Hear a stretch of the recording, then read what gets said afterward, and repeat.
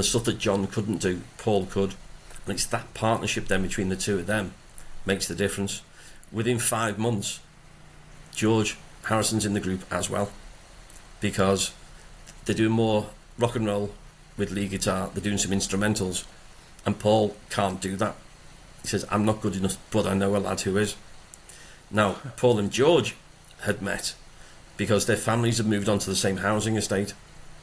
So the McCartneys moved into this place in 47, the Harrisons moved there in 1950, and because they went to the same school, even though they're in different school years, they got the same bus to school, so they met on the bus going to school. So they got like a 45-minute bus ride each way. They're both obsessed with guitars and music.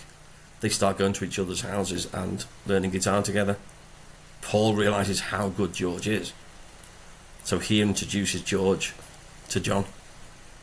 So by the end of 1957, John, Paul and George are together in the group. 1957. Yeah, so there's lots more change before you get to Ringo, because Ringo doesn't join until the middle of August 1962. Right, because they had another drummer. That I did know. What his name is, I don't. Pete Best. Right, okay. I have heard that name before. And so, because I never knew what a talented musician George Harrison was. I always heard about, Paul, John, and, all the lore behind their screenwriting, I was going to say, their songwriting. Yeah. And all I know of George Harrison growing up, I'm born in 79. I remember his song in the 80s in his solo album. I think it was "You Got My Mind Set on You." Me and a friend used to sing it riding our bikes down the street. Like, I remember it like it's out of a movie.